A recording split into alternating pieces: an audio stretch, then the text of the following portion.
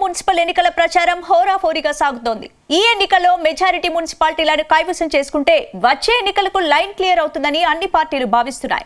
అయితే ఎన్నికల షెడ్యూల్ కు ముందు వరకు బీఆర్ఎస్ పార్టీ మంచి జోష్తో కనిపించింది. అటు ఫోన్ ట్యాపింగ్ కేసులో బీఆర్ఎస్ అగ్రనేతలు విచారణకు పిలవడంతో కాంగ్రెస్ నేతలు కక్షపూరితంగా వ్యవహరిస్తున్నారని అంతా చర్చించుకున్నారు. కానీ సీఎం రేవంత్ రెడ్డి మున్సిపల్ ప్రచారానికి దిగడంతో మొత్తం సీన్ మారిపోయిందా? ఎన్నికల ప్రచారం అంతా సీఎం చుట్టూనే తిరుగుతోందా? Let's watch the story.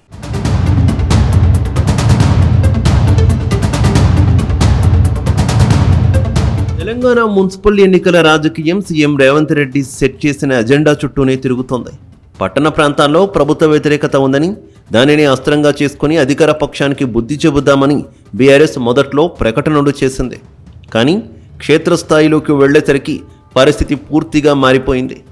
Revanth Reddy America పర్యటన ముగించుకొని వచ్చిన కొద్ది రోజుల్లోనే ఎన్నికల వాతావరణాన్ని తన నియంత్రణలోకి తీసుకున్నారు. ఆయన ఎంచుకున్న ఎజెండాలో ఎక్కడా పట్టణ సమస్యలు కానీ అభివృద్ధి కానీ ప్రధానంగా లేవు. పూర్తిగా రాజకీయ విమర్శలే అస్త్రాలుగా మారి ప్రత్యర్థులపై విరుచుకుపడుతున్నారు.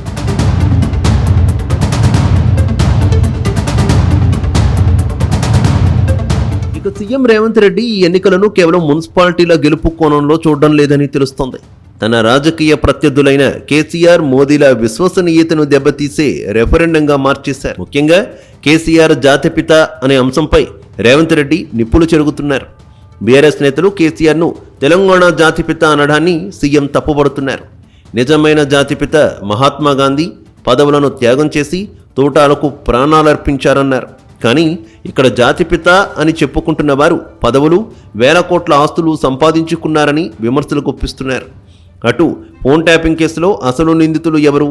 బీజేపీ బీఆర్ఎస్ మధ్య ఉన్నది పేవికాల్ బంధం అంటూ ఆయన సంధిస్తున్న ప్రశ్నలు ప్రజల్లో చర్చకు దారితీస్తున్నాయి.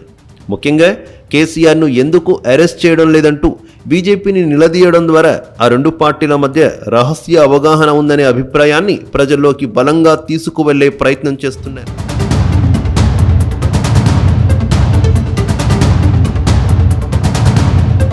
అయితే సీఎం రేవంత్ రెడ్డి అమెరికా పర్యటనకు ముందు వరకు బీఆర్ఎస్ పార్టీకి గెలుపు అవకాశాలు ఎక్కువగా ఉన్నాయనే చర్చ జరిగింది. కానీ సీఎం విదేశీ టూర్తో రాగానే మొత్తం సీన్ మార్చేశారు. అయితే సీఎం ఎంత వేగంగా రాజకీయ ట్రాక్ మారుస్తారని బీఆర్ఎస్, బీజేపీ ఊహించలేకపోయాయి.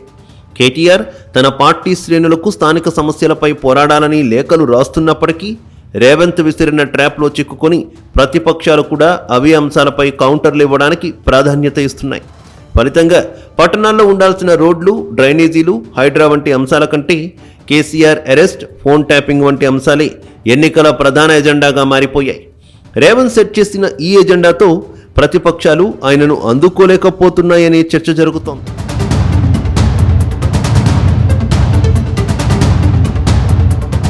అటు బీజేపీ నేతలపైన సీఎం విరుచుకుపడుతున్నారు. వికారాబాద్ జిల్లాలో ప్రజాపాలన ప్రగతి బాట బహిరంగ సభలో బీజేపీపై సీఎం రేవంత్ రెడ్డి మండిపడ్డారు. రాష్ట్రంలో 10 ఏళ్లు కేసీఆర్, కేంద్రంలో 12 ఏళ్లు మోదీ అధికారంలో ఉన్నా రాష్ట్రానికి చేసిందేమీ లేదని ఆగ్రహం వ్యక్తం చేశారు. మోదీని చూసి ఓట్లు వేయాలని బీజేపీ నాయకులు అంటున్నారని, మోదీని చూసి ఓటేశాక గల్లీలో ఉండే నాయకులు పని చేయకపోతే ఢిల్లీకి వెళ్లి అడగాలా అంటూ ప్రశ్నించారు. బీజేపీ కార్యకర్తలు వాళ్ల బీఫామ్లను బీఆర్ఎస్ ఆఫీసులో తెచ్చుకుంటున్నారని విమర్శించారు. బీజేపీ, బీఆర్ఎస్లు చీకటి ఒప్పందాలు చేసుకుని మున్సిపల్ ఎన్నికల్లో పోటీ చేస్తున్నాయని సీఎం రేవంత్ రెడ్డి అన్నారు.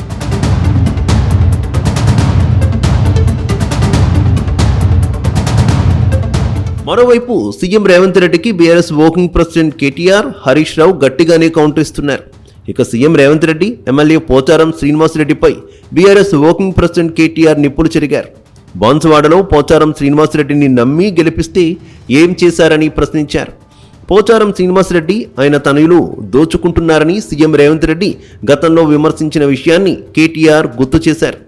ఒక ఆంబోతు, 2 దున్నపోతులంటూ రేవంత్ రెడ్డి విమర్శించలేదా అని ప్రశ్నించారు. అయినప్పటికీ వెళ్లి సీఎం రేవంత్ రెడ్డి పక్కకు చేరారని విమర్శించారు. ఈ సందర్భంగా గతంలో పోచారం శ్రీనివాసరెడ్డిని రేవంత్ రెడ్డి తిట్టిన తిట్లను ఫోన్లో పెట్టి ప్రజలకు వివరించారు. పోచారం శ్రీనివాసరెడ్డి బండ కట్టుకుని బాయిలో దుంకాలే అని మండిపడ్డారు. కాంగ్రెస్లోకి ఎందుకు వెళ్లారో పోచారం శ్రీనివాసరెడ్డి చెప్పాలని డిమాండ్ చేశారు.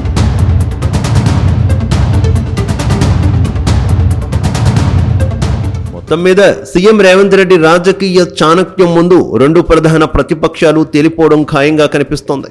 స్థానిక సమస్యల కంటే రాష్ట్ర స్థాయి రాజకీయాల ప్రభావమే ఓటరుపై ఎక్కువగా పడుతోంది. ప్రభుత్వ వ్యతిరేకతను ఓట్ల రూపంలోకి మలుచుకోవడంలో విపక్షాలు విఫలమవుతుండగా రేవంత్ మాత్రం ప్రత్యర్థుల మధ్య ఉన్న పొత్తులను, అవినీతి ఆరోపణలను ఎండగట్టడం ద్వారా తన ఇమేజ్ను మరింత పెంచుకుంటున్నారు. ఇది కాంగ్రెస్ పార్టీకి మున్సిపాలిటీల్లో ఊహించని మెజారిటీని ఇచ్చే అవకాశం ఉంది. అభివృద్ధి మంత్రం కంటే ప్రత్యర్థుల బలహీనతలను ఎత్తి చూపడం ద్వారా ఎన్నికల్లో గెలవవచ్చనే తన పాత ఫార్ములాను రేవంత్ ఇక్కడ కూడా సమర్థవంతంగా అమలు చేస్తున్నారు.